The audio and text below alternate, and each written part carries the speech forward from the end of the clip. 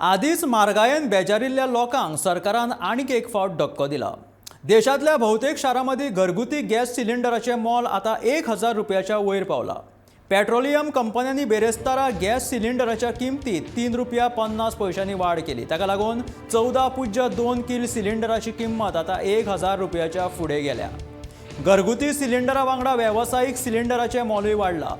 दोनूय प्रकारच्या सिलिंडराचे नवे दर कालच्यान देशभर लागू जाले। आतां लोकांक 14.2 किल आणि 19 किलाच्या सिलिंडरा खातीर चड पयशे मेजचे पडटले।